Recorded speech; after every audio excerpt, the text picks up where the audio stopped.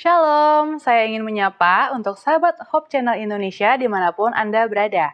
Selamat malam dan selamat datang dalam acara Obsesi Hati, obrolan seputar suami istri yang sehat dan rohani. Bersama saya, Farisa Surya Atmaja yang akan membuka acara ini. Bagaimana kabarnya sahabat Hope Channel?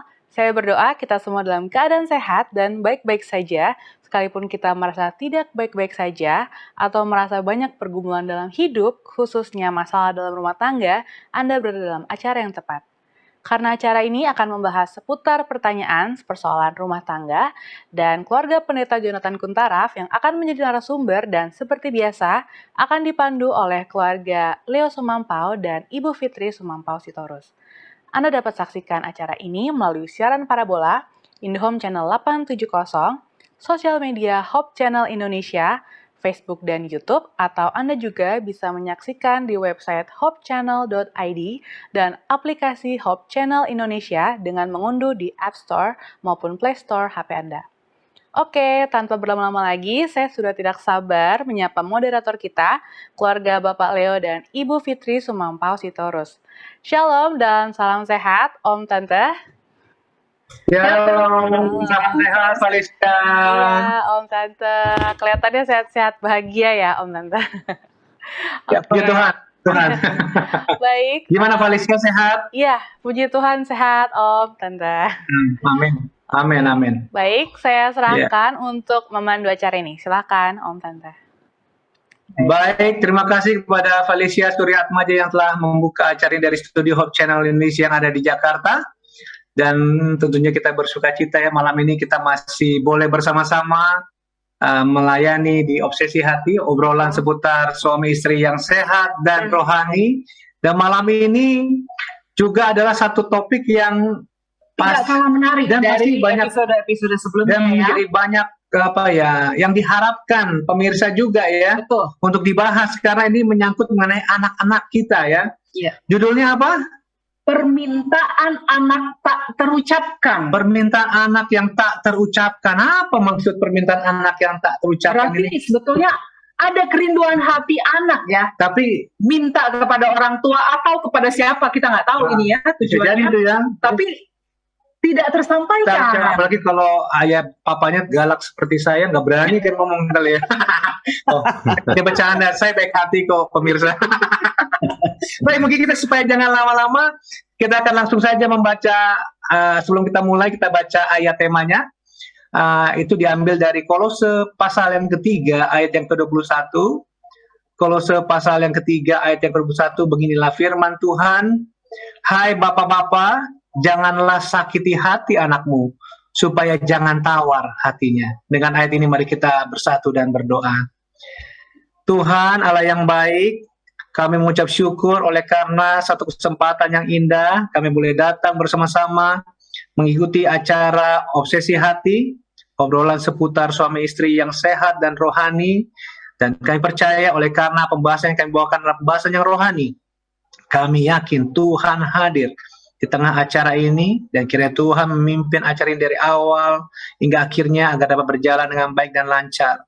Berkati segala jaringan internet, peralatan yang digunakan baik di studio Hope Channel maupun di tempat kami masing-masing, baik di North Carolina maupun yang ada di Bekasi, biarlah semua jaringan internet dapat berjalan dengan baik. Acara ini dapat berjalan dengan baik hanya untuk kepujian hormat bagi nama saja ya Tuhan. Berkati pendeta dan pendeta Kuntaraf yang akan bawa pembahasan pada malam hari ini. Kami percaya curahan Roh Kudus-Mu akan menjadi bagian pendeta dan ibu pendeta.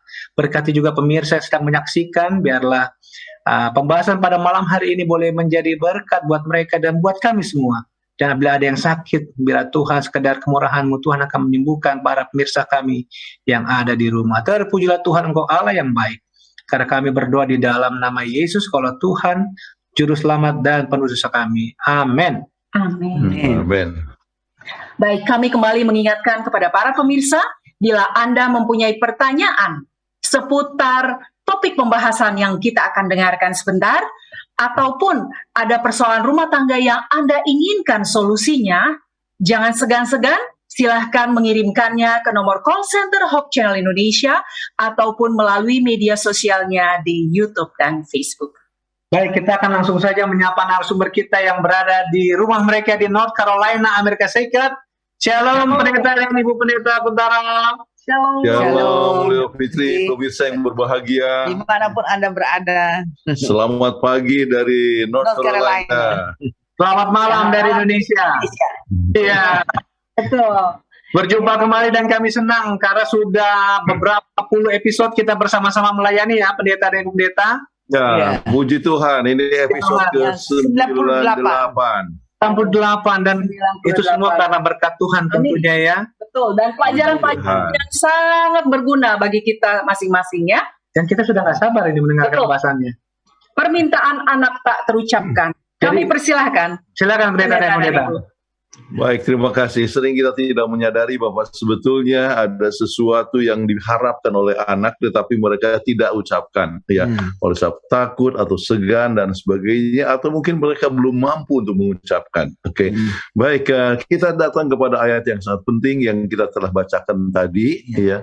Iya. Dalam Kolose 3:21 tadi Leo sudah bacakan, hai bapak-bapak, janganlah sakiti anakmu supaya jangan tawar hatinya. Jadi ini memang terutama kepada bapak-bapak ya, karena ibu-ibu lebih soft ya, lebih mempunyai perasaan yang lemah lembut, tapi bapak-bapak kadang-kadang agak strength ya. Jadi dikatakan supaya jangan kita sakiti anak-anak kita. Jadi sering tanpa menyadari bahwa kita sudah menyakiti akan anak-anak itu, tanpa kita sadari. Tetapi mereka tidak ungkapkan itu, dan itulah yang kita akan coba lihat bersama-sama. Nah, kita tahu bahwa masalah anak-anak masa kini sering adanya apa yang disebut epidemic of inferiority, ya. Jadi rasa rendah diri, ya. Dan rendah diri mungkin saja dia mempunyai IQ yang tinggi, tetapi dia ada emotional quotient yang rendah, ya.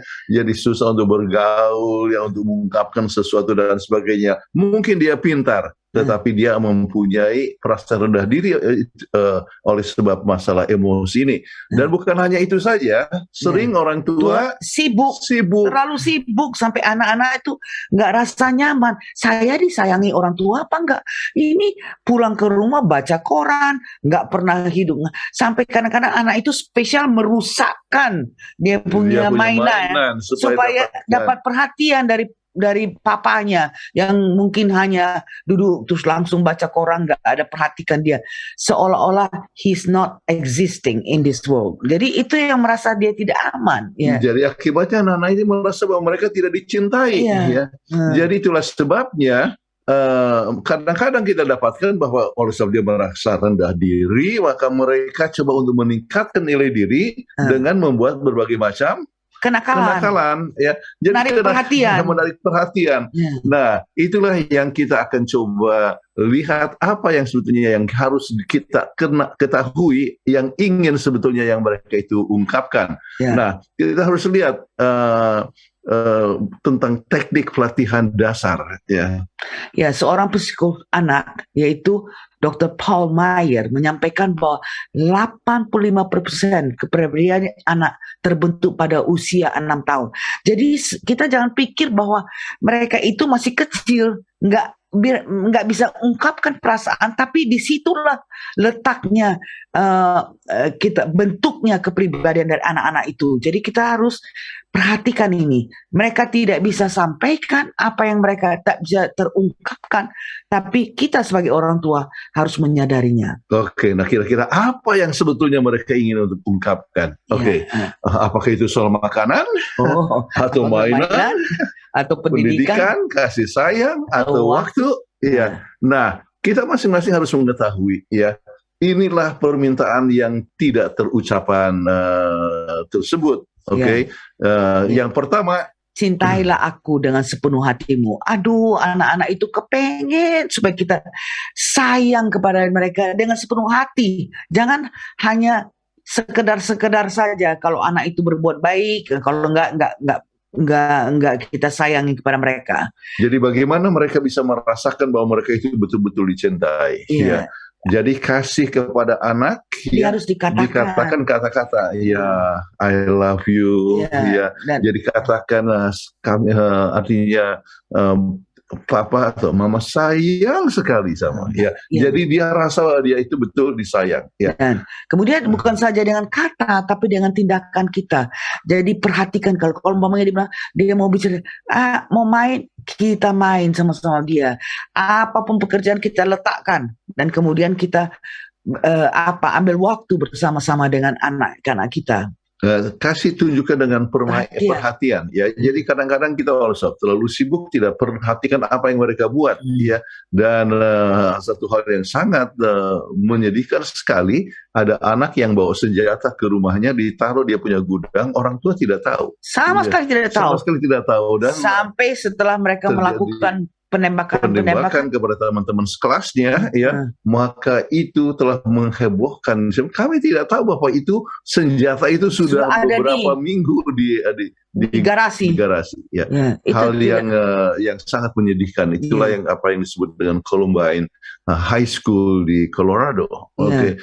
Jadi kita harus menunjukkan perhatian dan kita harus berikan waktu kepada mereka. Jangan anak-anak itu mempunyai waktu lebih banyak dengan teman-temannya. Ya. Dan kasih diberikan dengan memberikan waktu kepada mereka. Jadi waktu adalah kehidupan. Kalau kita tidak memberikan waktu, maka itu artinya kita tidak memberikan kehidupan kepada anak. Ya.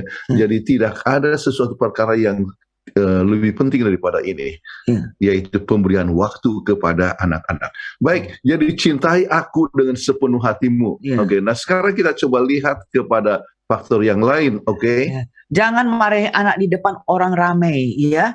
Ingat anak-anak itu berharga dan punya harga diri. Saya pernah lihat ada anak yang, dijewer sama dia punya neni. Dia jewer anak itu ya, kupingnya itu. Waduh, sampai besar dia nggak pernah lupa. Untung aja anak ini masih mempunyai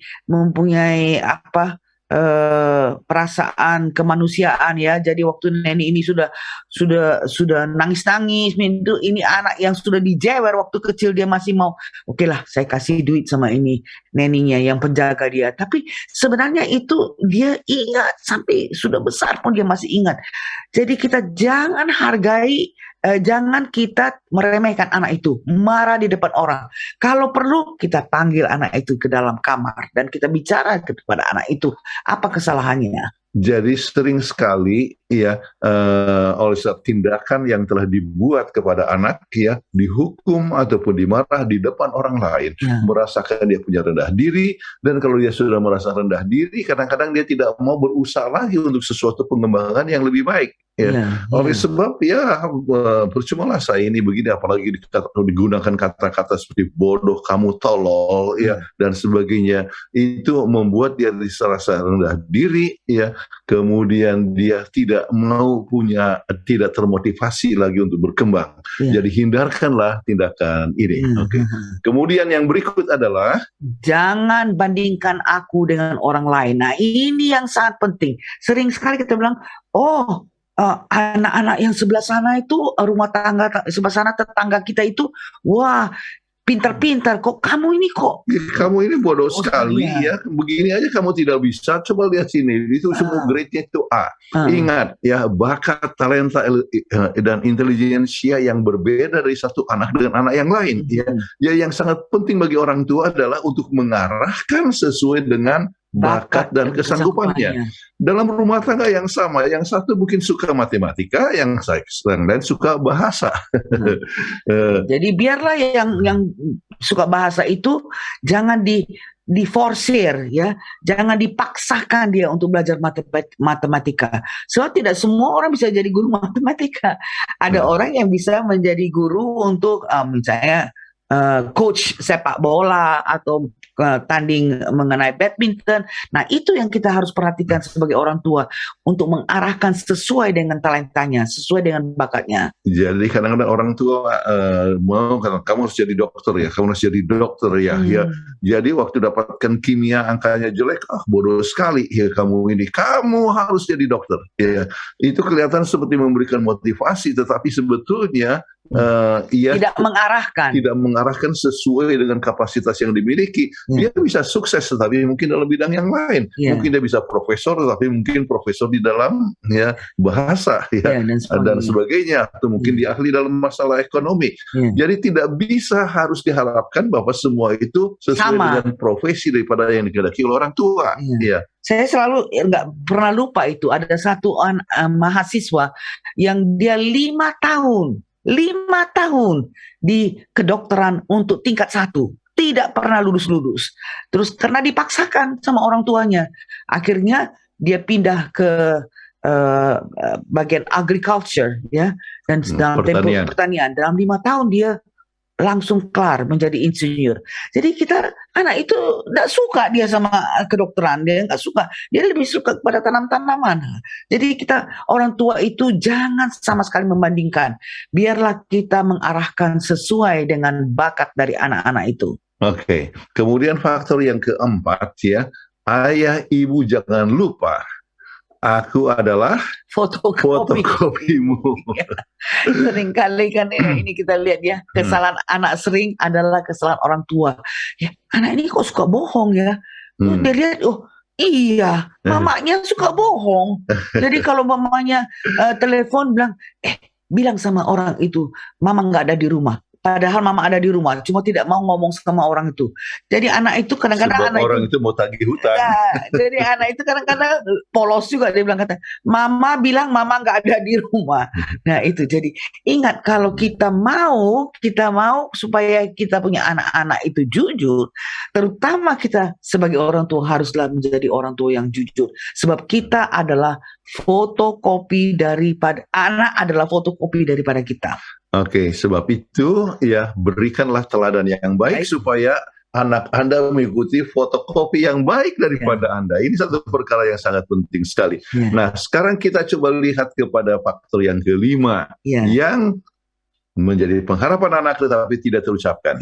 Kian hari umurku kian bertambah, maka jangan selalu anggap aku anak kecil. Karena sudah kita lihat kita punya anak itu dari baby, kita selalu rasa anak itu masih tetap kecil, padahal dia sudah besar.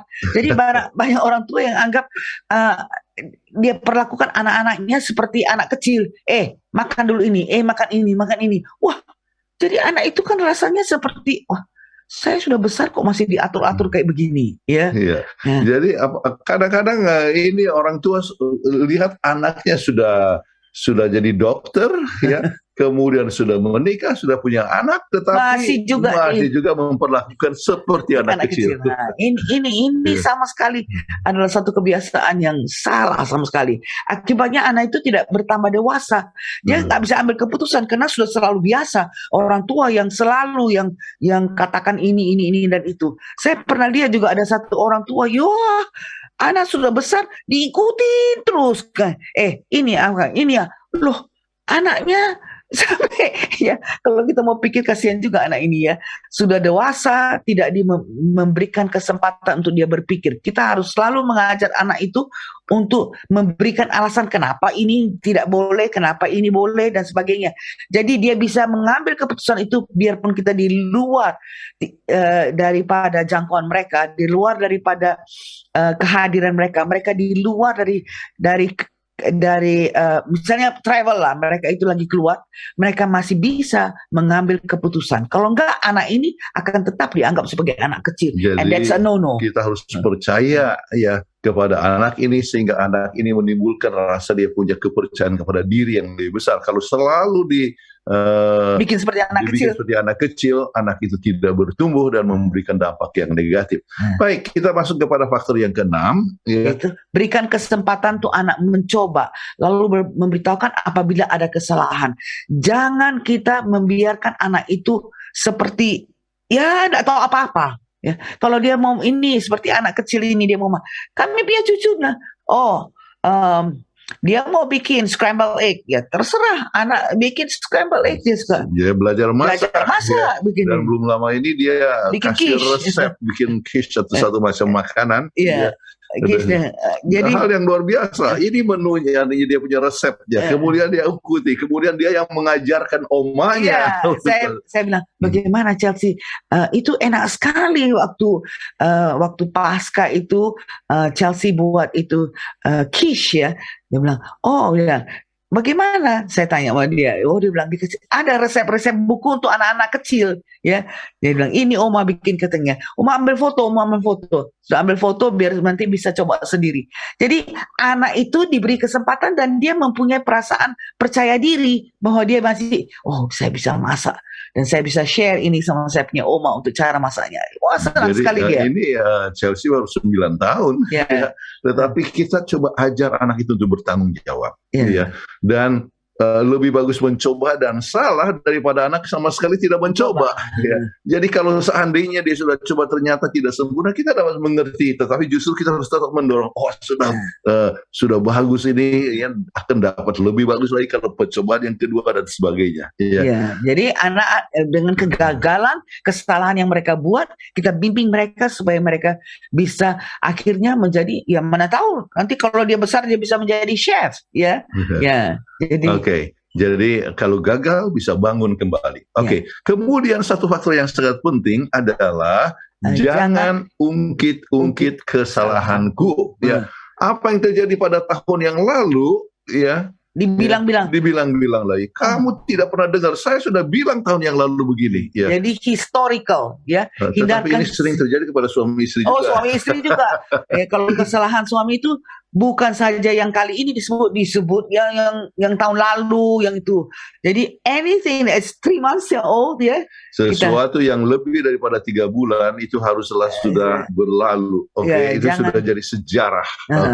Jadi jangan coba diulang-ulangi, ya, sebab itu adalah memberikan sesuatu perasaan yang minder, kemudian tidak enak, ya, rendah diri dan sebagainya. Itu bukan berlaku juga kepada anak-anak, juga kepada suami istri, kepada siapa aja pun, ya. Biarlah kita melupakan apa kesalahan mereka yang lalu supaya mereka jangan merasa diungkit-ungkit kesalahannya.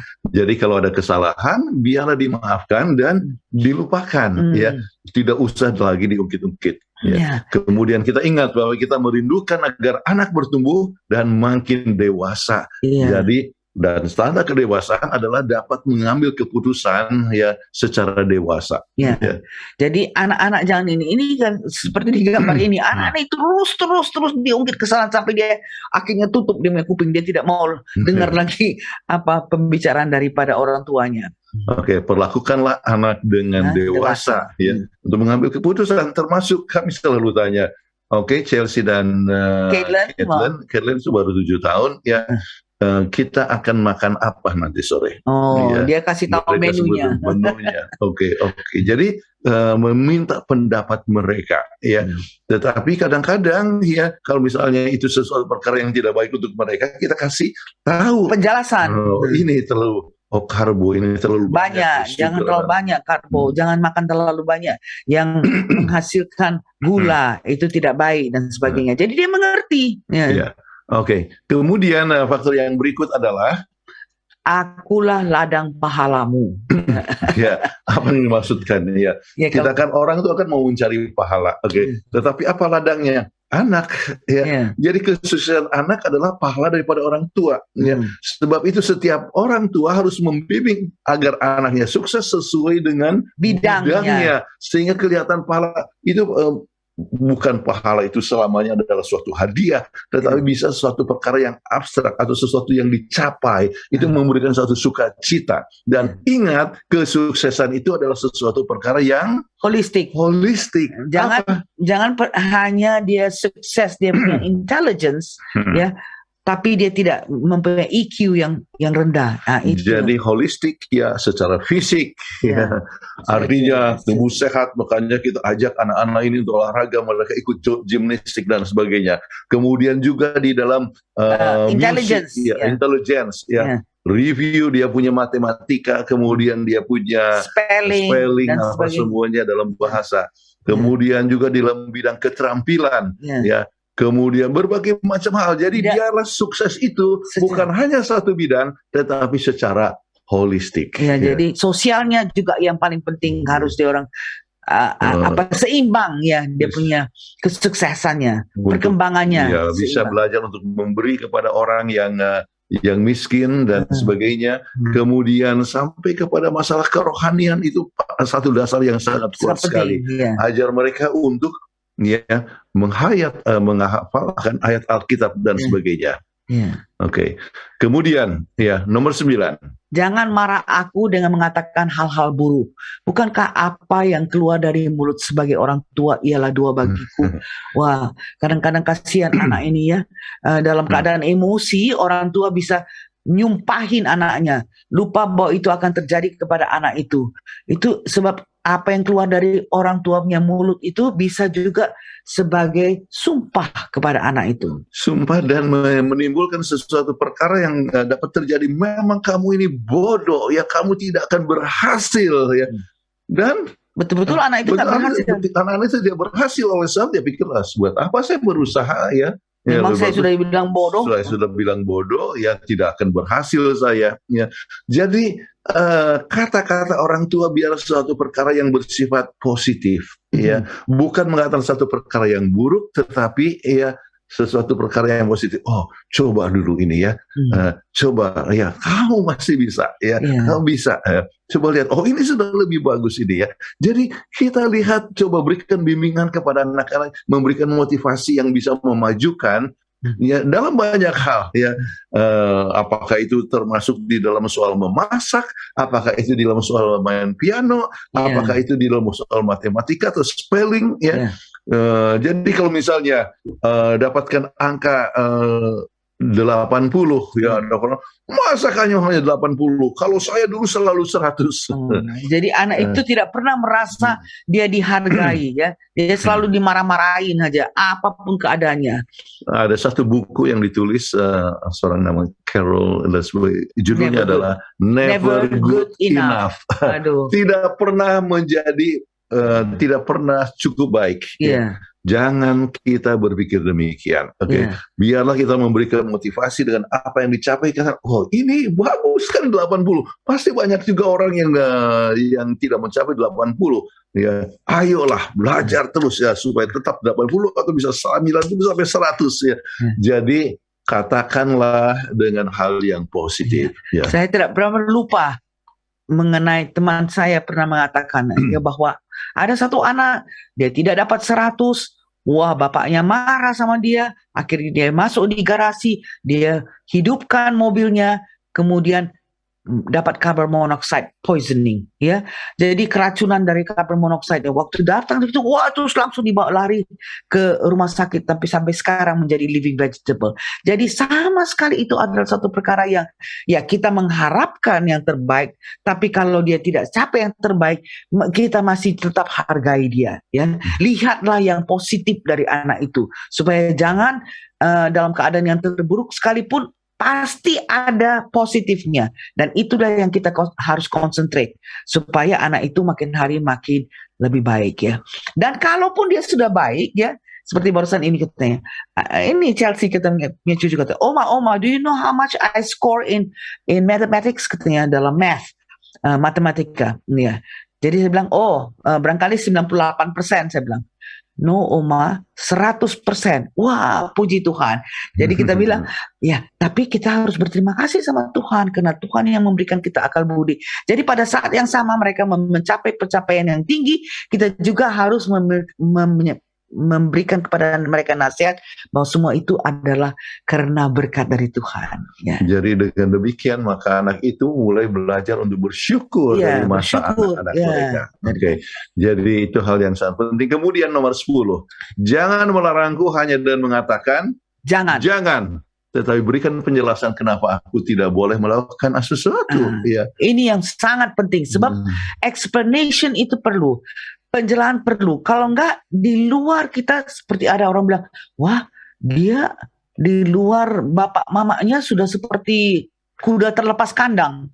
Jadi tidak ngerti kenapa dia harus berbuat begini, kenapa dia harus begini. Selama ini secara militer ya, secara ini, nggak boleh ini, nggak boleh ini. tapi tidak diterangkan. Tapi kalau kita bilang, kalau kamu berbuat begini, kamu makan begini, akibatnya kamu akan mendapat penyakit begini. Jadi anak itu sudah mengerti, ya, dia sudah mengerti, dan dia harus di luar orang tuanya pun dia mempunyai tindakan yang tetap yang sama. Jadi kalau misalnya jangan merokok, ya kenapa jangan merokok? Kita tahu bahwa ini akibatnya. Inilah akibat-akibat yang terjadi. Coba lihatlah begitu banyak orang yang mati dalam usia muda oleh sebab kanker paru-paru atau emfisema dan sebagainya. Jadi harus dijelaskan kenapa kemudian kita harus siapkan anak-anak ini sebelum menghadapi berbagai macam bujukan daripada temannya. Ya.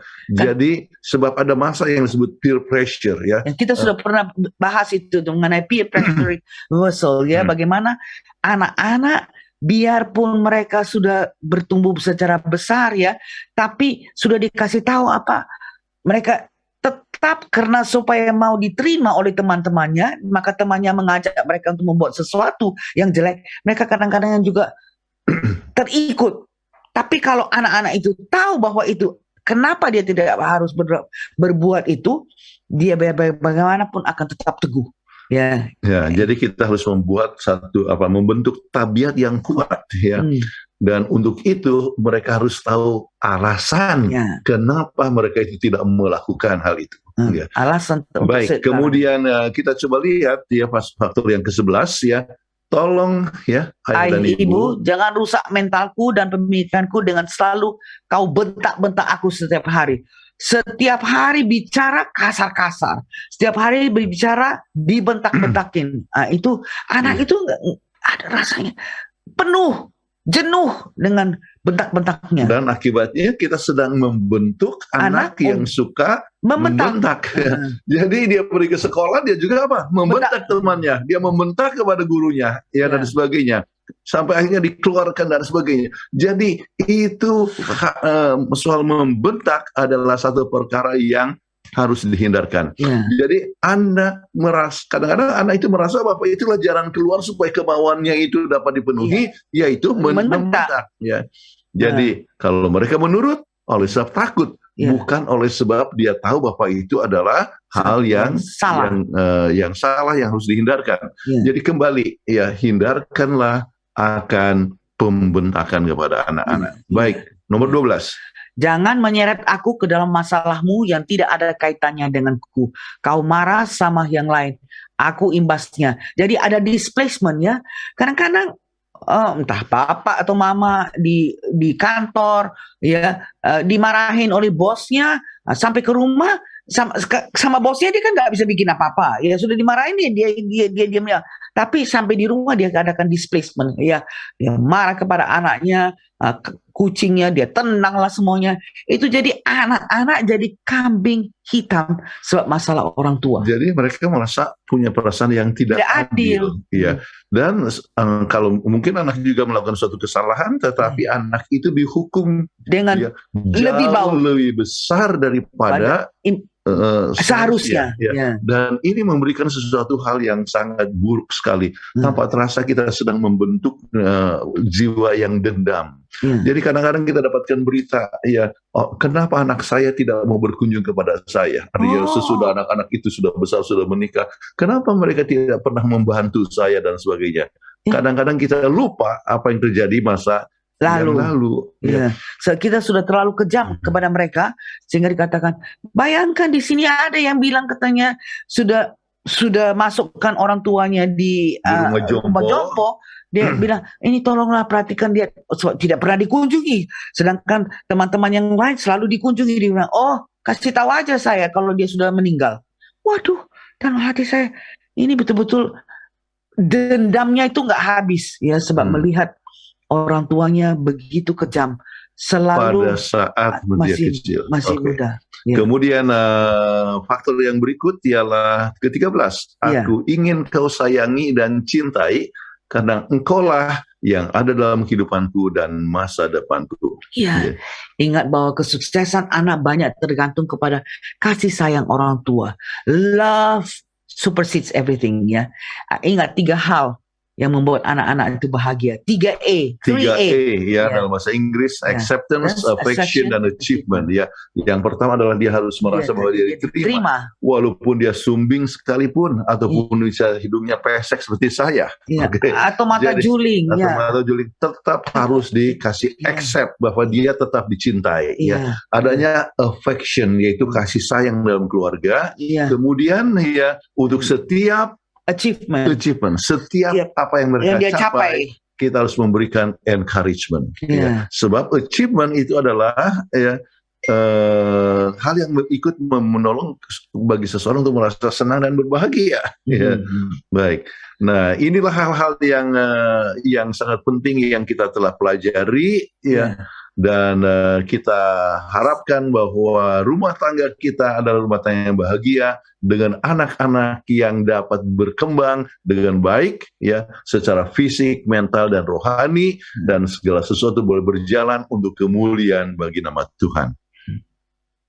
Baik, terima kasih Pendeta dan Ibu Pendeta Kuntara untuk pembahasan yang telah dibawakan pada malam ini. Ini banyak tips yang diberikan ya. Betul. Dan ini satu pelajaran yang sangat bermanfaat, kita yakin ya, bukan hanya untuk para pemirsa yang di rumah, juga kepada kita juga yang menjadi host ya pada acara Obsesi Hati. Bagaimana banyak teknik pelatihan, bahkan ya masalah-masalah anak-anak, keinginan anak-anak yang sebenarnya kita bisa tahu kalau kita mengikuti pembahasan pada malam hari ini ya. Tapi diingatkan sebelumnya kepada para pemirsa, jika punya pertanyaan, jangan ragu-ragu untuk kirimkan pertanyaan saudara ke nomor call center daripada Hope Channel Indonesia yang nomornya ada di layar kaca Anda, atau saudara juga boleh menulis di kolom chat dari akun media sosial pada Hope Channel, baik melalui YouTube ataupun juga Facebook. Saudara tidak usah cantumkan nama saudara, cukup cantumkan pertanyaan yang ingin saudara tanyakan. Nah, sebelum kita masuk ke sesi kedua ruang tanya jawab, kita akan mengikuti yang satu ini.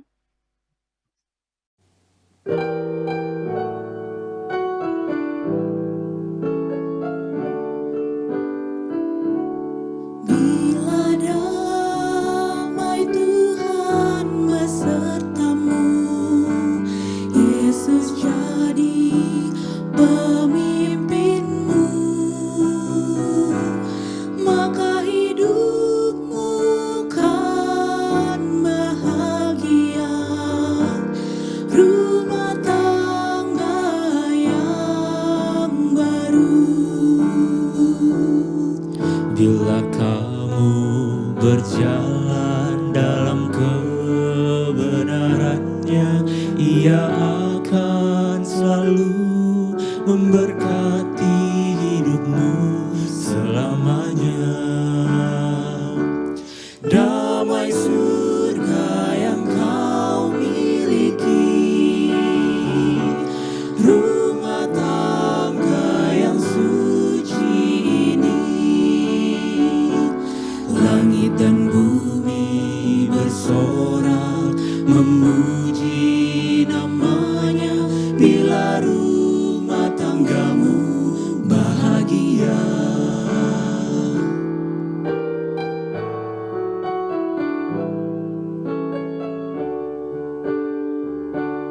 bila damai Tuhan besertamu, Yesus jadi pemimpinmu, maka hidupmu kan bahagia, rumah tangga yang baru. Bila kamu berjalan dalam kebenarannya, Ia akan selalu memberkati hidupmu selamanya. Damai surga yang kau miliki, rumah tangga yang suci ini,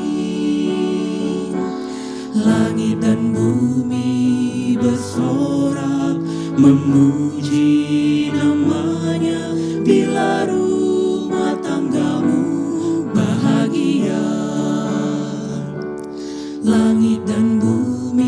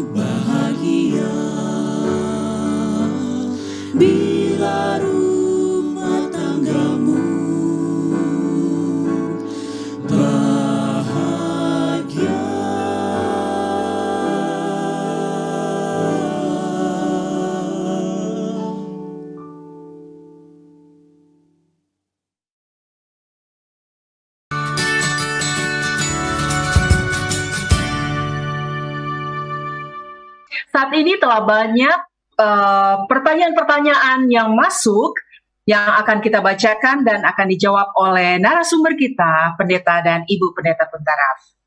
Kami akan bacakan pertanyaan yang pertama ya, Pendeta dan Ibu.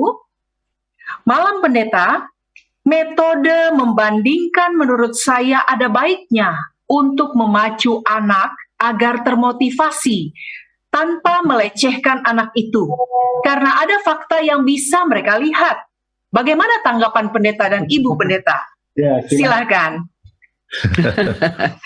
Baik, memang ini sering sekali digunakan oleh banyak orang. Untuk motivasi Untuk katanya. memberikan motivasi dibandingkan dengan anak yang lain dan sebagainya, ya. Namun ada dampak negatifnya, ya. Kalau kebetulan memang dia tidak mempunyai bakat untuk itu, ya. Maka akibatnya akan bagaimana? Anak ini akan menjadi rendah diri, ya, menjadi rendah diri. Nah, kalau Anda mau bandingkan, ya, jangan dengan anak yang kira-kira satu usia atau dengan saudara ataupun dengan temannya, ya, tetapi bandingkan dengan orang yang sudah sangat sukses sekali. Misalnya ya, saya ambil contoh, ada anak yang dalam usia 6 tahun sudah pintar sekali main piano luar biasa, ya. Ya, sudah pintar sekali main piano umur 6 tahun, ya. Nah, ya, kami tidak tunjukkan itu kepada cucu kami. Itu prodigy, ya. Prodigy. Ya. Tetapi ditunjukkan kepada orang yang sudah sangat dewasa, ya. Jadi lihatlah kalau misalnya ya selalu latihan dan sebagainya akan seperti orang sana, ya. Tetapi tidak sebanding dengan dia, artinya tidak seusia. Jadi kalau misalnya satu usia kemudian ternyata dia sudah sangat bagus, padahal kita punya anak atau cucu itu tidak seperti itu, ya, maka itu bisa menimbulkan rasa rendah diri, ya, rendah diri. Saya walaupun bagaimanapun tidak bisa begitu, ya. Jadi perasaan rendah diri memberikan dampak-dampak negatif yang lain, ya. Itu sebetulnya kalau mau coba bandingkan, biarlah sesuatu perkara yang tidak selevel, tidak selevel, tetapi tunjukkan bagaimana suksesnya orang dan katakan Chelsea, ya, you can be like him, ya, jadi begitu, ya. Oke, baik, terima kasih Pendeta dan Ibu Pendeta untuk jawabannya. Saya akan langsung saja masuk ke pertanyaan yang berikut dari seorang bapak ini. Pertanyaannya, bagaimana solusi bila sering dilihat anak-anak adanya perbedaan suami istri dalam berbagai hal terkait kehidupan anak-anak? Oh, mungkin perbedaan pendapat maksudnya mungkin ya. Silakan Pendeta dan Ibu Pendeta. Ya, ini adalah satu perkara yang harus dihindarkan, ya. Untuk bertengkar di depan anak-anak. Berbeda pendapat umum, tetapi tidak perlu menunjukkan suatu pertengkaran di depan orang tua. Di depan anak-anak. Artinya di depan anak-anak. Ya. Jadi pernah kita membahas dalam salah satu pembahasan kita, kalau misalnya akan merundingkan sesuatu, biarlah merundingkan di kamar tersendiri, ya, diskusi, ya, untuk menangani akan masalah suatu pemecahan masalah, ataukah adanya perbedaan pandangan, ya. Sebab kalau seandainya kita memberikan artinya bertengkar di depan anak, apalagi menunjukkan sesuatu, ya, bukan hanya perbedaan tetapi menimbulkan suatu pertengkaran, maka itu dampaknya sangat negatif kepada anak. Apalagi kalau itu berbicara mengenai masalah disiplin anak, ya. Jadi sang bapak katakan enggak apa-apa, ibu katakan oh itu tidak bisa, tidak boleh, ya. Anak ini sudah mulai bingung mau ikut mana. Jadi kalau setiap ada masalah, dia akan selalu datang kepada yang akan membela dia, ya. Jadi dianggap bahwa sang bapak misalnya tidak mencintai dia, ya, bapaknya selalu menyalahkan, tetapi ibunya selalu membela.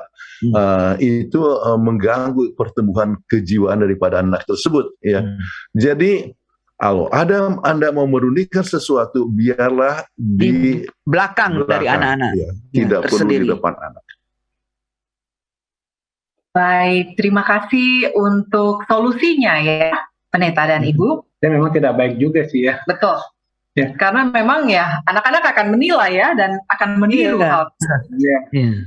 Betul. Baik, kita masuk ke pertanyaan berikutnya. Pendeta, saya merasa orang tua saya itu nggak bisa menerima kalau di zaman sekarang suara anak itu sangat penting didengar.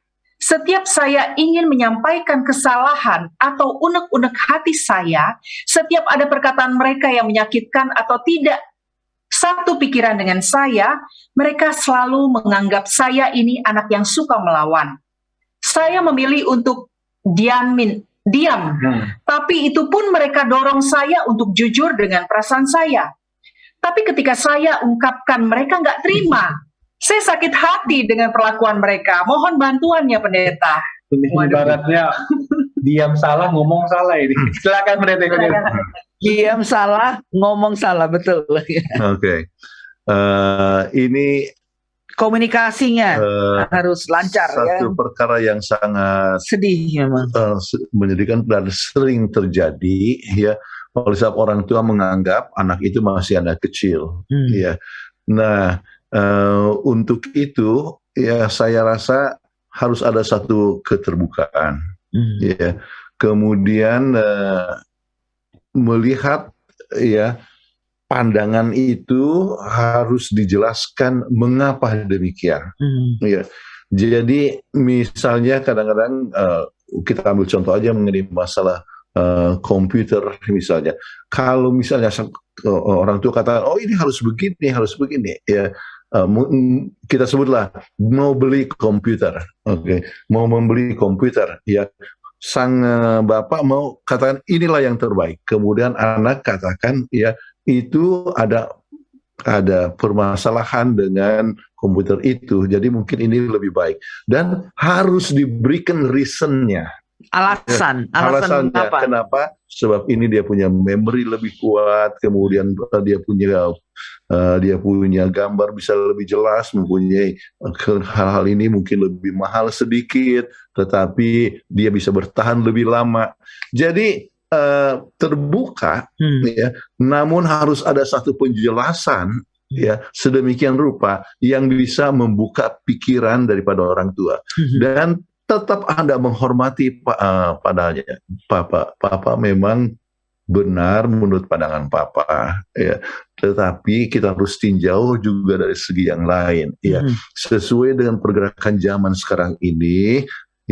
Jadi dengan tidak perlu suara keras, tetapi dengan suara yang merendah, ya, tetapi Anda memberikan poin-poin penting mengapa pandangan Anda itu dirasa lebih benar daripada pandangan orang tua. Jadi lagi-lagi prinsipnya adalah prinsip komunikasi I statement. Jadi anak ini yang merasa bahwa orang tuanya tidak mau dengar kepada dia katakan, papa, mama, saya merasa sangat sedih karena saya punya pendapat ini enggak. Jadi dikatakan I statement, dan orang tua tidak bisa mengatakan apa-apa kalau dia bilang I feel disappointed. Saya merasa kecewa. Kenapa ini nggak bisa diterima? Jadi dengan menggunakan I statement, kita bisa menyatakan kekecewaan kita bisa menyatakan perasaan kita, meskipun perasaan itu tidak sesuai dengan apa yang orang tua pikirkan. Mudah-mudahan ini akan menolong anak yang bertanya ini untuk supaya dapat menyampaikan perasaannya kepada orang tua. Baik, terima kasih pendeta dan ibu untuk jawabannya. Mudah-mudahan solusi orang muda ini terjawab, ya. Kasihan, ya. Hidupnya dilematis, beban hidupnya berat itu. Ngomong salah, diam salah. Oke lah. Baik, kita masuk ke pertanyaan berikut. Apa langkah yang tepat sebagai pihak ketiga saat saya melihat ada orang tua yang selalu membandingkan anaknya, mengajari anak dengan kemauan orang tua tersebut, namun sejatinya anak itu stres, tidak semangat dan sering menangis karena yang ia lakukan bukan yang ia inginkan. Yang ia lakukan bukan yang ia inginkan. Di lain sisi orang tua tersebut merasa bahwa tindakan mereka adalah yang paling benar. Ini ada orang luar yang melihat di satu keluarga pendeta ini. Silakan. Ya, kalau ini adalah orang luar, ya Anda bicara dari hati ke hati. Ya. Berdiskusi sama orang tuanya. Diskusi kepada orang yang mempunyai pandangan yang demikian, ya. apalagi kalau itu adalah teman ya atau mungkin saudara ya, maka Anda bicara dari hati ke hati ya.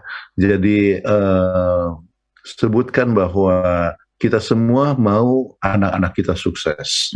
Ya. Kita mau anak-anak kita akan berhasil. Jadi bagaimana keberhasilan anak ya. Kemudian Anda katakan bahwa ada anak-anak itu berbeda ya dengan suasana dan pengharapan daripada orang tua. Ya. Sambil contoh, anak saya, ya saya senang kalau anak saya mau bisa jadi pendeta. Ya.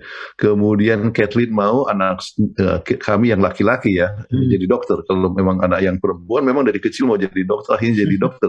Tetapi Kathleen mau kalau bisa Andrew jadi dokter.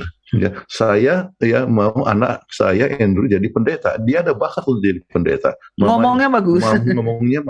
Kemudian namun kami tidak bisa mau memaksakan. Ya. Jadi Andrew bagaimana? Dia tidak rasa ada panggilan untuk jadi pendeta. Kemudian jadi dokter ya satu waktu dapatkan kimia B. Ya. Oh itu artinya saya tidak perlu jadi dokter. Ya. Tapi dia punya komputer bagus sekali dan bidang. Akhirnya oke, kalau Andrew punya kerinduan untuk tetap mendalami dalam information system dan sebagainya, ya teruskan. Okay. Jadi memberikan pilihan kepada anak tersebut. Nah itulah yang Anda bisa katakan kepada teman, kita harus memberikan pada pilihan kepada anak sesuai dengan bakatnya dan dia punya kesenangan dan sebagainya. Andrew senang sekali dengan komputer dan sebagainya. Suka sekali dia. Dan apa akibatnya? Dalam waktu yang sangat muda dia bisa membuat itu program accounting software yang dipakai di seluruh dunia sekarang ini ya, dan juga membership software yang dipakai di seluruh dunia ya. Walaupun dia meninggal dalam usia muda, dia rasa bahwa dia telah mencapai sesuatu apa yang diharapkan. Jadi perlu memberikan kebebasan sesuai dengan bakat dan keinginan daripada anak ya. Selama itu adalah salah satu perkara yang kita sebutlah halal, yang baik, yang membantu pekerjaan Tuhan. Lain kalau misalnya keinginan anak itu adalah untuk merokok, itu kita sudah tahu ya, itu harus direktif, dia punya bimbingan bahwa itu tidak tepat. Tetapi kalau misalnya sesuatu keinginan yang dapat membawa perkembangan yang sangat positif kepada anak tersebut, maka kita harus sampaikan itu. Jadi itulah yang Anda sebagai orang ketiga bisa sampaikan kepada orang tuanya. Apalagi melihat anak ini sudah stres, tidak semangat dan sering menangis. Ini bisa menyebabkan depression ya, dan akan lebih susah lagi mengatasinya. Semoga orang yang ketiga yang melihat pihak yang ketiga ini bisa benar-benar menyampaikan dari hati ke hati ke orang tuanya, supaya dia bisa melihat bahwa tindakan mereka membandingkan anak-anak ini adalah suatu tindakan yang tidak sehat. Mungkin saya bisa berikan contoh dan Anda bisa berikan contoh kepada orang ini, kepada teman Anda itu yang coba memaksakan dia punya kemauan. Ada satu orang tua dari Jakarta yang mau anaknya itu jadi dokter. Ya. Anak itu tidak mau, tetapi dia paksa jadi dokter. Akhirnya betul anak itu menurut jadi dokter hanya untuk memenuhi kemauan orang tuanya. Pada saat penamatan sesudah ini tamat jadi dokter ya, ini di Australia ya, pada orang Indonesia, kemudian diberikan itu ijazah kepada orang tuanya, kemudian dikatakan saya mau jadi biarawati. Ya. Jadi biarawati. Iya. Jadi dia tinggal jadi suster, tidak mau dia merit dan tidak. Tapi dia memenuhi kemauan daripada orang tuanya. Jadi sebab anak ini ya stres, jadi dia ikuti saja kemauan orang tua, tetapi bukan kemauan dia untuk jadi dokter. Ya. Nah, Anda bisa sampaikan ini kepada orang tua bahwa kita harus berhati-hati, jangan sampai kita mau memaksakan sesuatu hal yang menimbulkan anak itu stres. Iya. Oh banyak, ada teman saya juga, dia paksakan orang tua menjadi dokter. Ya, dia tamat dokter, nah ini ijazahnya papa mama. Tapi saya nggak suka, saya mau jadi businessman. Jadi dia jadi businessman. Jadi dia punya ijazah itu dikasih tunjuk sama orang tua. Bukan saya orang bodoh, saya bisa tamat juga jadi dokter. Ada juga yang dipaksakan orang tuanya jadi lawyer. Oke, betul-betul dia jadi lawyer. Dokter di dalam law. Lawyer. Jadi dia kasih kepada orang tuanya ini dia punya ijazah, tapi dia bilang saya nggak suka itu, saya lebih suka komputer. Jadi dia main komputer. Komputer, kemudian dia dalam bidang marketing ya, dengan pakai dia punya komputer. Jadi sama sekali orang tua tidak boleh memaksakan. Jadi mudah-mudahan ini bisa diterangkan. Kalau enggak, masih untung ini dia serahkan dia punya ijazah dan dia jadiin. Tapi kalau dia sempat stres, kan kasihan anak ini. Jadi ingatlah itu. Sebab masing-masing anak mempunyai bakat. Dan biarlah kita sebagai orang tua menyalurkan strength daripada anak ini. Bakatnya itu. Supaya mereka bisa merasa puas dengan pencapaiannya. Wah, terima kasih banyak untuk jawabannya ya, dan Pendeta juga Dani. pengalaman yang diberikan. Ya kita terus terang saya jadi teringat ya, memang waktu anak kita yang paling tua Felix mau ambil kuliah, kan terkenal sekali dengan jurusan accounting toh. Jadi saya bilang ya papa mama sih sebenarnya terserah, cuman accounting itu tamatannya banyak sekali bang. Saya bilang kalau abang boleh ambil jurusan yang lain atau IT ya terserah abang sih. Kami tidak paksa, tapi puji Tuhan anak itu mau menurut sih ya. Kita istilahnya mengarahkan ya. Tapi tergantung si anak. Ya, kita mau puji Tuhan ya, kita senang dia mau menerima masukan lah dari kita. Kita tidak paksa, tapi puji Tuhan dia nerima dan dia enjoy sih sekali. Puji Tuhan, dia memang ini anak ini kita nggak boleh paksakan. Saya setuju sekali itu. Pengalaman-pengalaman yang diberikan juga sangat luar biasa. Kasihan lah kalau anak sampai stres ya. Amin. Anak stres itu yang kita jadi susah. Bukan begitu, nanti anak ini ya wah jadi psikose pula, kan kita sedih jadinya orang tua. Betul. Sebab ada konflik of interest ya jadinya. Bagus. Jadi Felix sekarang ambil apa? IT. Ambil IT. Oh, bagus. Puji Tuhan. Baik. Bagus. Kita masuk ke pertanyaan berikutnya. Secara tidak sadar, saya kadang-kadang melakukan yang orang tua saya lakukan kepada anak saya. Apa solusi terhadap tindakan saya ini? Saya benar-benar serius untuk melakukan yang terbaik bagi anak saya. Namun cara saya mendidik, walau sudah mulai ada perubahan, terkadang masih ada tendensi meniru gaya orang tua saya. Terima kasih. Ya, ini sering terjadi nih. Silakan Pendeta. Iya, jadi memang ini adalah satu perkara yang sangat umum ya. Oleh sebab ya kita terbawa dari orang tua kita. Jadi kalau orang tua kita pakai cemeti ya, maka kita juga pakai cemeti ya. Namun sesudah kita lihat bahwa penggunaan cemeti itu menimbulkan anak itu menurut oleh sebab takut dipukul, maka kita sekarang harus berpikir ya mana hal yang terbaik. Jadi untuk para orang tua bisa belajar dari berbagai macam buku-buku ya yang berhubungan dengan pendidikan anak-anak. Ya, bagaimana anak-anak itu dapat meningkat ya, bertumbuh dengan baik, bagaimana memotivasi mereka dan sebagainya dengan tidak perlu harus menggunakan memukul. Oke. Misalnya kalau anak itu nakal, bagaimana caranya untuk menangani? Oh, yang sekarang umumnya dipakai adalah time out. Jadi dia punya privilege yang diambil, ya walaupun hanya 1-2 menit saja, ya, tetapi itu anak itu menyadari bahwa dia bersalah. Kemudian bagaimana kalau sesudah dia dapat mendapatkan hukuman itu time out, di mana anak itu harus misalnya dipeluk, berdoa bersama-sama, minta dia untuk berdoa misalnya. Jadi cara yang baik saya percaya adalah untuk coba belajar lebih banyak ya untuk melakukan sesuatu yang terbaik ya. Melihat kepada tulisan daripada Roh Nubuat ya, atau ini obsesi hati ini adalah 98 episode. Jadi ada juga pembahasan tentang pendidikan anak-anak yang lalu ya, yang mungkin dapat menolong Anda juga ya. Sebab kita ada Banyak pembahasan. Banyak pembahasan yang ada hubungannya, tetapi bukan persis sama seperti yang kita bahas sekarang ini. Jadi dengan banyak belajar ya dan banyak doa, maka Anda bisa menjadi orang tua yang terbaik untuk anak Anda. Ya, ingatlah, orang tua bukanlah orang yang sempurna. Jadi banyak juga kesalahannya. Kita juga nggak sempurna, kita banyak kesalahan. Tapi biarlah sebagai anak kita ambil yang positifnya dari orang tua kita. Yang positifnya itu yang kita teruskan. Tapi yang negatifnya, yang tidak sempurna itu, biarlah kita ambil dari, ya mungkin dari pelajaran dari pembahasan ya obsesi hati, atau pembahasan daripada training anak lain, dan baca buku-buku yang lain.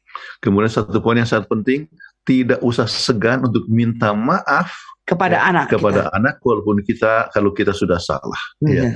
Dan ini saya ingat, ini Catherine baru 3 hari yang lalu ya, dia minta maaf sama cucu. Karena dia bilang begini, Oma, Mommy said that I can watch TV while have finished my homework. Mama bilang bahwa saya bisa nonton ya, karena sudah selesai saya punya pekerjaan rumah. Tapi saya katakan, oh mama nggak pernah bilang sama saya kayak gitu. Jadi dia bilang, bagaimana mama kan masih kerja jadi ini. Dia bilang, no, lebih bagus kamu kerjakan yang lain. Jadi sampai dia pulang ke rumah, saya bilang, boleh dia nonton. Oh ya, sorry mami, saya lupa kasih tahu. Jadi saya pergi bilang sama Chelsea, Oma wants to apologize to you. Minta maaf, Oma sudah bilang begitu. Oma nggak tahu gitu. Oh, terus dia pun rasa, wah enak juga ya, omanya minta maaf sama dia karena dia itu. Terus saya bilang, okay, now you can watch apa, mau watch music atau apa terserah. TV itu pun kita sudah kontrol. Ya, itu programnya adalah program yang mengandung unsur pendidikan. Jadi saya bilang, jadi kita izinkan, tetapi kita tidak izinkan oleh sebab tidak ada signal daripada orang tua. Sebab ini opa dan oma tidak boleh berbeda dengan orang tua. Jadi ini satu perkara yang sangat penting. Apalagi suami istri tidak boleh berbeda. Sedangkan oma dan opa tidak boleh berbeda dengan papi dan mami dalam pendidikan anak. Sebab nanti mereka jadi bingung. Tapi pada saat yang sama, karena dia merasa, wah, karena orang tua pun masih, oma opa juga masih bisa bilang maaf, minta maaf sama saya. Dia merasa dirinya, wah, dipercaya. Jadi akhirnya dia, okay, now you can watch. Jadi dia bisa watch. Dan itu tindakan mengajar anak juga untuk belajar untuk minta maaf atau untuk memaafkan. Kepada orang lain. Mudah-mudahan ini akan menolong. Ya. Baik, terima kasih atas jawaban yang telah diberikan oleh Pendeta dan Ibu Pendeta. Baik, saya akan masuk ke pertanyaan berikut. Apa yang harus saya lakukan jika kehendak orang tua ada yang tidak saya lakukan? Lalu saya disebut sebagai anak durhaka? Meskipun saya tahu kadang orang tua tidak serius mengatakan ini. Tapi perkataan ini mengganggu saya. Oh, orang tua harus hati-hati ya berbicara. Silakan Pendeta dan Ibu Pendeta. Hati-hati untuk bilang anak durhaka, itu seperti nyumpain anaknya. Oke. Jadi ini adalah kata yang harus dihindarkan. Tetapi Anda sebagai anak harus mengerti, kadang-kadang orang tua kan kurang pendidikan. Anda akan dapat lebih berpendidikan daripada orang tua sendiri. Jadi kalau kata durhaka mungkin maksudnya adalah untuk tujuan baik. Jadi ada istilah ini orang-orang Tionghoa kalau menulis kata ai cinta itu terdiri dari 2 kata. Satu adalah terima, satu lagi hati. Jadi cinta itu menerima hatinya. Jadi walaupun kata-kata itu demikian, Anda dapat berpikir secara positif bahwa tujuannya baik oleh sebab dia sayang kepada Anda, sampai mengatakan demikian. Jadi maka Anda tunjukkan bahwa Anda bukanlah anak yang durhaka, tetapi Anda yang tetap hormat kepada orang tua, dan orang tua akan menyadari bahwa Anda adalah seorang anak yang bukannya durhaka tetapi memberikan perhatian kepada orang tua. Jadi apa yang Anda buat belilah sesuatu, beli kue, kasih sama orang tua. Jadi orang tua kata, oh ini enggak durhaka, ini anak ini baik-baik kok. Jadi dia tidak akan bilang lagi anak sebagai anak durhaka. Ya, semoga ini communication lagi-lagi komunikasi itu adalah sumber yang dasar daripada kebahagiaan keluarga. Jadi biar anak ini bisa communicate juga kepada bapaknya dengan cara tersendiri. Bilang aja, saya sangat kecewa kalau saya dibilang durhaka. Tapi saya bukan durhaka. Bilang Ma atau Papa, ya saya tidak durhaka. Saya sayang sama Mama. Ya, ini kuenya, Ma. Supaya bisa diambil ya, bisa diambil dengan dia lihat kelakuannya tidak begitu. Terima kasih Pendeta Daniku untuk jawabannya. Kita masuk ke pertanyaan berikutnya. Orang tua adalah wakil Tuhan. Tentu paradigma ini yang akan menjadi tembok besar untuk keluar dari sistem old parenting yang terkesan keras dan kaku. Apa langkah yang harus diambil terhadap pemahaman ini? Silakan Pendeta Daniku. Sampai sekarang ya orang tua tetap jadi wakil Tuhan. Ya. Artinya ya, yang paling pertama anak itu belajar tentang Tuhan adalah dari orang tua. Jadi dengan dasar ini maka orang tua harus lebih berhati-hati. Jangan sampai ya memberikan gambaran yang salah kepada orang tua. Gambaran yang salah. Ya. Jadi ada seorang yang belajar Alkitab kemudian dikatakan ya Tuhan itu adalah seperti Bapak kita ya di dunia ini ya yang mencintai kita. Tetapi bapaknya tidak sayang sama dia, selalu pukul dan sebagainya. Oh, kalau Tuhan itu seperti Bapak kita, saya tidak mau ya. Jadi tidak mau jadi orang Kristen sebab ya bapaknya adalah orang yang kejam. Ya. Nah, bapak yang selalu pukul sama mamanya, pukul sama dia. Kalau begitu ya saya tidak mau percaya kepada Tuhan seperti bapak saya. Nah, kita harus berhati-hati. Jadi sebagai orang tua ya yang kenal akan Tuhan harus belajar untuk berubah. Jadi generasi daripada orang tua yang mempunyai paradigma yang salah itu ya biarlah itu dapat berubah dalam generasi Anda ya saat Anda menjadi orang tua ya.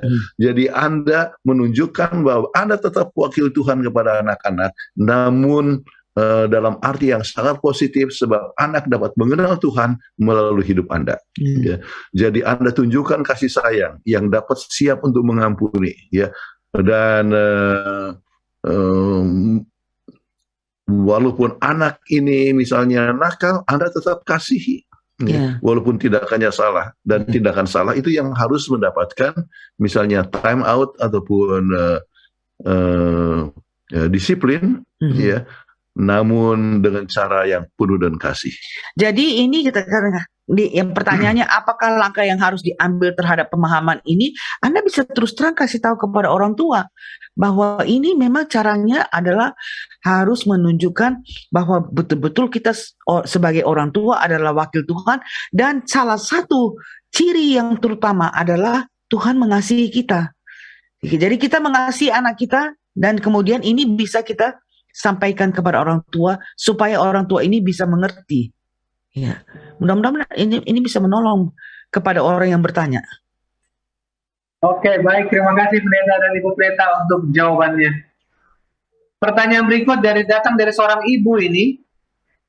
Bagaimana Pak Pendeta kalau sudah dari kandungan kita sudah doakan dan arahkan supaya anak itu bisa jadi pendeta, dan ketika masa kecilnya pernah mengalami sakit dan orang tua semakin komit mau mengarahkan anak itu jadi pendeta. Dan kalau besarnya dia malah nggak mau jadi pendeta. Apa orang tua tidak merasa bersalah juga Pak Pendeta? Silakan. Ibu. Ya orang tua dapat merencanakan. Orang tua bisa mempunyai komitmen. Namun anak mempunyai pilihan. Ya, dan kita ingat bahwa masing-masing menentukan akan masa depan walaupun pengaruh orang tua itu sangat kuat, ya. Tetapi kalau misalnya anak itu akhirnya tidak mau jadi pendeta, tidak usah khawatir ya, sebab Dia ya, juga dapat menjadi berkat dalam dia bisa bidangnya. menjadi berkat dalam bidangnya. Ya, saya sebutkan, saya senang kalau anak saya jadi pendeta, ya. Tetapi akhirnya jadi bidang dalam komputer, tetapi menjadi berkat untuk banyak orang. Ya. Kami pergi ke Afrika Selatan ataupun ke Afrika Barat, orang-orang masih ingat ya. Andrew, aduh, dia menolong anak saya, ya, dia menolong ini, ya, memberikan motivasi kepada orang-orang muda kami di Abidjan, artinya, dan sebagainya. Jadi, artinya tidak selamanya harus menjadi pendeta. Ya, mungkin dia jadi ketua jemaat oleh sebab dia memberikan kontribusi kepada jemaatnya, ya. Kami senang anak kami Andrea, ya, walaupun wanita, dia adalah ketua jemaat di gerejanya, dan kami adalah anggotanya. Tapi tidak ada jabatan di gereja, ya, kecuali yang ngajar sekolah Sabat setiap Sabat, ya, dan khotbah mungkin sekali 2 bulan. Tetapi jabatan ketua ada anak kami, ya, ketui. Ya. Nah, jadi poinnya adalah, ya, jangan merasa bersalah orang tua. Merasa bersalah, ya. Anda bisa memberikan pengharapan, ya, tetapi anak menentukan pilihan. Ya, jadi ingat bahwa tidak harus jadi pendeta menjadi berkat. Jadi supaya orang tua ini mempunyai pikiran yang berbeda, kita dapat menjadi berkat dalam bidang apapun yang kita pilih, ya. Apakah dalam bidang komputer, dalam bidang mengajar, kita bisa menjadi berkat sebagai guru yang mengajar kepada anak-anak. Kita bisa jadi berkat sebagai accountant. Kita bisa jadi berkat dalam berbagai hal. Jadi supaya nggak sedih ini orang tua, ini ibu yang menanyakan pertanyaan ini. Sebab Alkitab kalau baca dalam Roma pasal 12, 1 Korintus pasal 12, Efesus pasal 4, itu ada banyak karunia rohani, ya. Ada karunia rohani untuk mengembalakan, itulah para pendeta, tapi ada juga dalam administrasi, ya. Ada juga di dalam keramah tamahan, ada juga di dalam evangelisasi dan sebagainya. Jadi masing-masing kita punya karunia rohani yang berbeda, tetapi semuanya adalah sebagai anggota tubuh Yesus, ya. Jadi biarlah kita bisa saling mendukung satu sama lain, ya, dan melayani sesuai dengan talenta, karunia rohani, bakat yang masing-masing kita miliki. Baik, terima kasih banyak untuk jawabannya, Pendeta dan Ibu.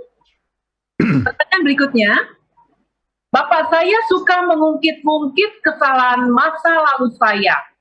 Bagaimana cara saya bilang ke Bapak supaya jangan ungkit-ungkit terus dan dia tidak marah? Biasanya sih marah. Silakan, Pendeta. Ya memang marah kalau umpamanya dia rasa tersinggung, dia punya ego. Tetapi kalau saya rasa memakai sistem komunikasi dengan I statement itu akan menyatakan bahwa Pak, saya rasa nggak enak diungkit-ungkitkan ini. Sekali sudah bilang, sudahlah. Jadi I statement, saya merasa sedih, saya merasa kok selalu diulang-ulangi, historical. Ingat kan tadi? Saya pikir Anda ucapkan terima kasih kepada Papa, ya. Terima kasih sudah ingatkan, ya.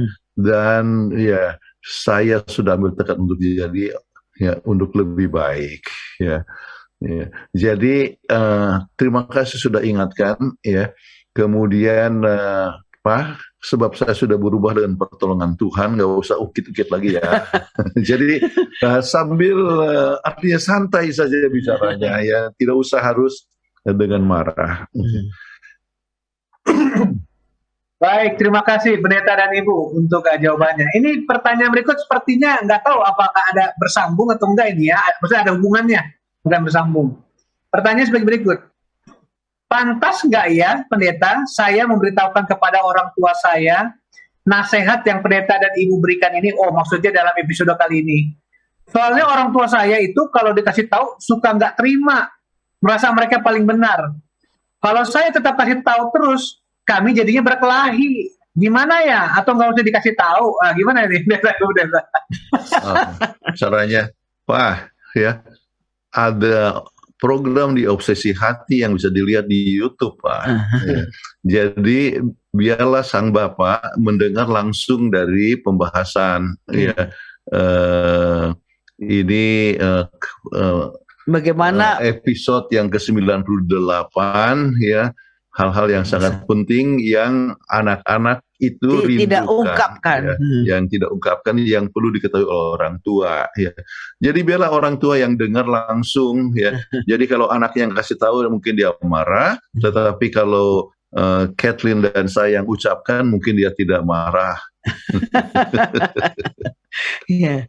Sebab sering inilah anak-anak itu punya perasaan. Ya, kita sebagai orang tua harus ingat bahwa biarpun anak itu masih kecil, biarpun anak itu masih di bawah masih umur yang rendah, tapi mereka punya feelings, ya, mereka punya perasaan. Dan kalau perasaan mereka itu tidak diungkapkan, ya, nah inilah yang menurut itu Paul ini adalah perasaan anak-anak yang tidak diungkapkan, kalau tidak diperhatikan oleh orang tua akan menyebabkan anak itu akan menjadi berontak di hari kemudian. Iya, jadi kebetulan ya kami cukup mungkin cukup dewasa ya. Sudah 3/4 abad 3/4 abad, jadi 75 tahun ya, jadi umur 75 tahun, jadi mungkin orang tua Anda itu enggak sampai 75 tahun, jadi masih bisa tidak akan marah kalau misalnya dengar anjuran ini.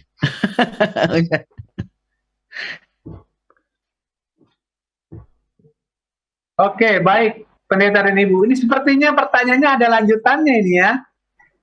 Pertanyaan lanjutannya seperti ini. Bagaimana lepas dari pengaruh orang tua yang kesannya negatif, quote and quote ya berarti ya. Segala sesuatunya harus seperti yang dimaui oleh orang tua maksudnya. Oh, ini pertanyaan lanjutannya. Gimana ini Pendeta? Oke. Ini biasa kepada orang tua yang merasa bahwa dia tidak pernah melakukan kesalahan, ya. Sedangkan kita mesti menyadari bahwa kita sebagai orang tua banyak kita lakukan kesalahan dan tidak mungkin kita menjadi orang tua yang perfect. Nah, anak-anak ini bisa mengatakan dengan terus terang I statement bahwa memang tidak selamanya orang tua itu adalah orang tua yang perfect. Ya. Oke, ini disebutkan bagaimana lepas dari pengaruh orang tua yang kesannya negatif. Ya, itu melepaskan diri itu tergantung kepada Anda punya pikiran, ya, dan pilihan. Sekarang sebagai gantinya negatif, biarlah Anda berpikir positif.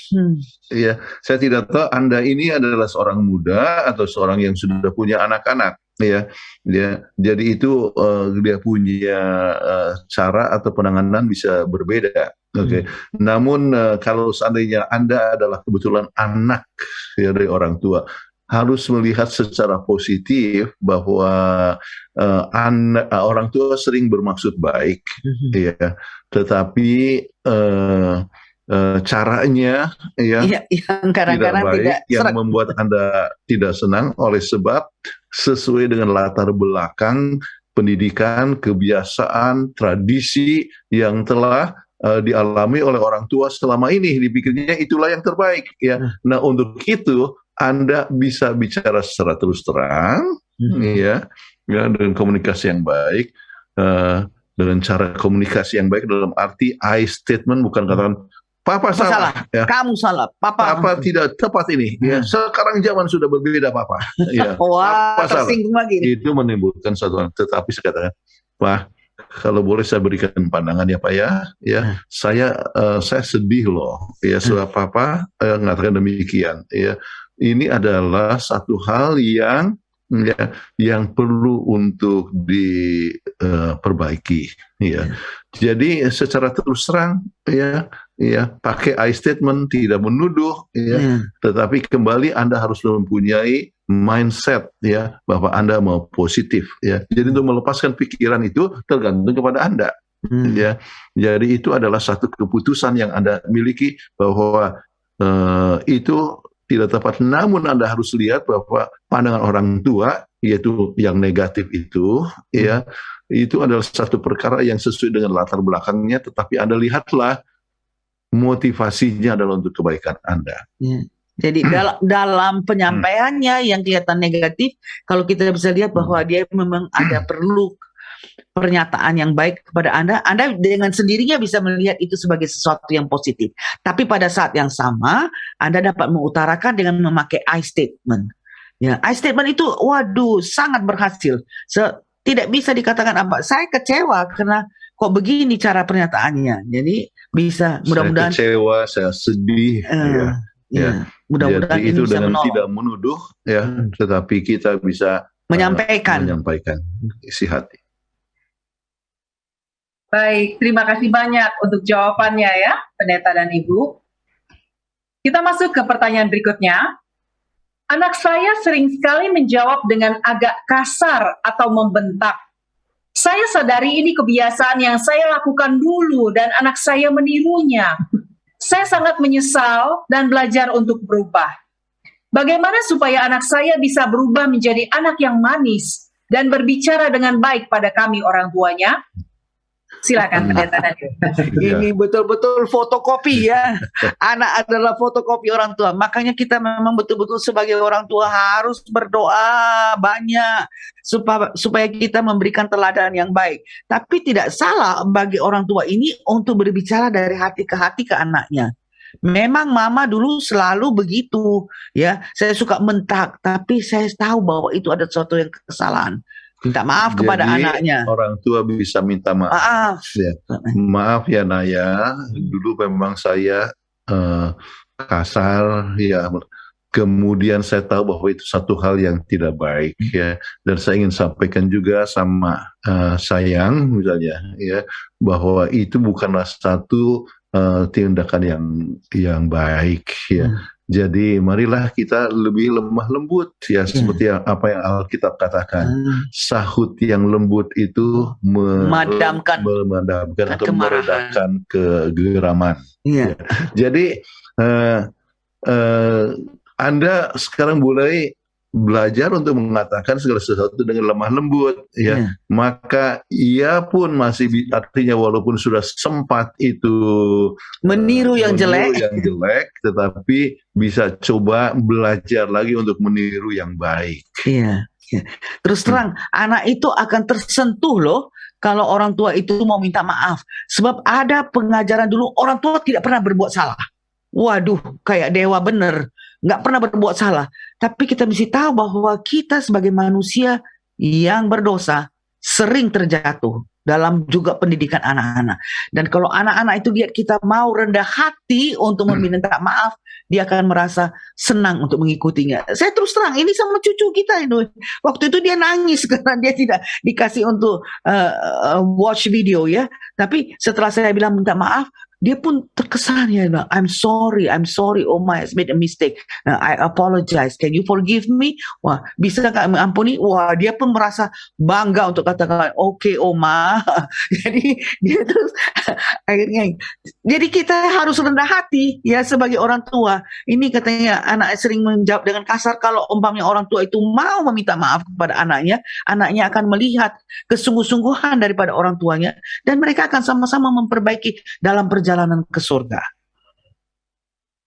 Baik, terima kasih Pendeta dan Ibu Pendeta. Nah, pertanyaan berikut ini kalau saya bilang ini kebalikannya malah ya, saya baca ya. Tadi Pendeta dan Ibu bilang bahwa anak-anak adalah fotokopi dari orang tuanya. Namun salah satu anak kami sepertinya tidak begitu. Karena kami aktif dan setia di gereja, tapi anak kami ini terlihat tidak tertarik mengikuti acara gereja. Mengapa begitu ya Pendeta dan Ibu? Apa karena pengaruh pergaulannya? Ini nggak fotokopi nih, silakan Pendeta dan Ibu gimana? Ya, satu perkara yang sangat penting ialah bahwa betul bisa pengaruh kepada pergaulannya ya. Tetapi satu faktor yang sangat penting ialah bahwa anak-anak harus belajar dari kecil untuk mencintai akan juru selamat ya, dan merasakan kasih sayang daripada Tuhan dan bisa belajar untuk bersyukur ya untuk kasih sayang Tuhan yang luar biasa Ya. Jadi kalau misalnya anak ini bisa merasakan bahwa ia sangat dicintai oleh Tuhan dan sebagainya, ya. Jadi kegiatan aktif itu bukan oleh sebab dia disuruh, ya, tetapi oleh sebab dia ingin berbuat sesuatu untuk Tuhan. Sebagai respons atas kasih Tuhan yang besar kepadanya. Sering sekali kita merasa bahwa dengan aktif bergiat banyak dan sebagainya, maka kita itu lebih memastikan tentang kita punya keselamatan. Lupa bahwa keselamatan itu hanya berdasarkan kasih karunia Tuhan. Ya. Nah, anak-anak kita perlu belajar untuk mengasihi akan Tuhan, Yesus Juru Selamat. Kemudian kalau begitu apa yang kita bisa buat untuk Yesus? Ya, jadi mendidik anak, ya, anak-anak masih mungkin 3-4 tahun, ya kami ajar anak untuk pergi dari rumah ke rumah untuk membawa gift, ya, ataupun memberikan sesuatu. Jadi belajar, ya, untuk melayani, ya, dan itu merupakan satu, ya, latihan. Jadi kembali untuk aktif pun merupakan satu latihan. Kenapa? Oleh sebab Yesus sudah, ya, melayani kita, sudah melayani kita, mati buat kita. Ya. Ya. Jadi mungkin poin itu yang perlu ditekankan, ya, sekarang untuk coba membawa anak ini untuk melihat kasih Tuhan yang begitu besar kepadanya. Sebab kita tidak diselamatkan dengan aktif, ya, dengan menurut, tetapi kita diselamatkan hanya dengan kasih karunia, dan kasih karunia kepada Tuhan itulah yang menghasilkan akan respons untuk berbuat sesuatu bagi orang lain. Ya. Jadi it's the other way around. Jadi sebaliknya, jangan sampai kita pikirkan kita bisa diselamatkan dengan pelayanan kita. Tidak, sama sekali tidak. Apapun tidak bisa kita buat untuk menyelamatkan kita. Hanya kasih Tuhan. Dan karena kasih Tuhan yang begitu besar yang kita selalu renungkan, itu akan mendorong kita untuk juga mengucapkan terima kasih kepada Tuhan melalui aktivitas kita.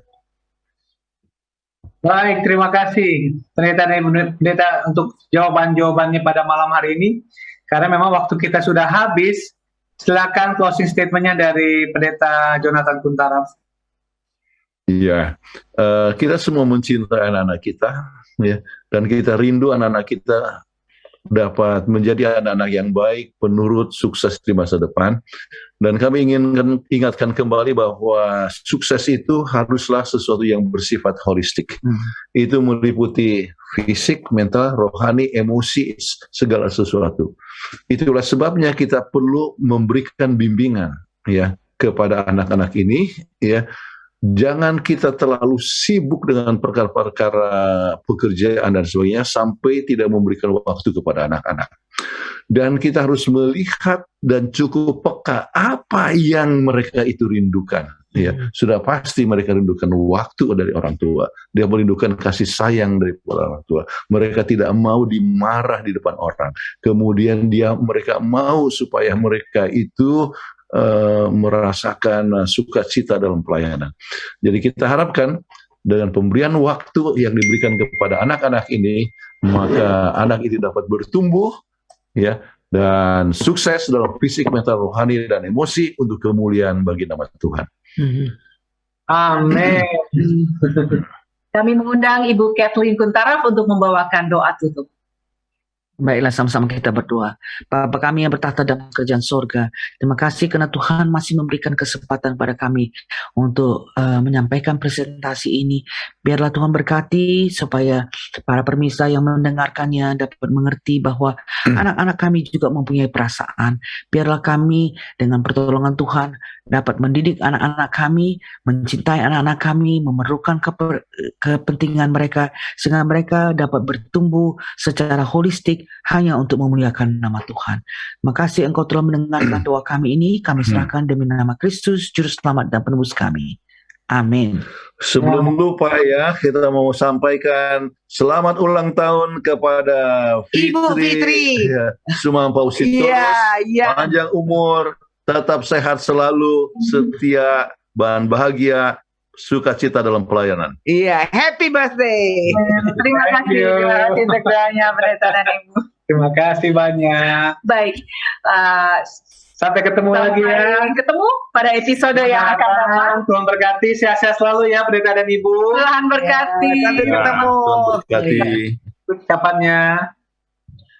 Baik, saat ini kita akan kembalikan ke Studio Hope Channel Indonesia di Jakarta dengan Falicia Surya Atmaja. Kami persilahkan Falicia. Puji Tuhan, baik, terima kasih untuk keluarga Bapak Leo dan Ibu Fitri Sumampositorus yang telah memandu acara ini. Dan sekali lagi, selamat ulang tahun kepada Tante Fitri. Ya, sehat selalu dan sampai jumpa di episode berikutnya.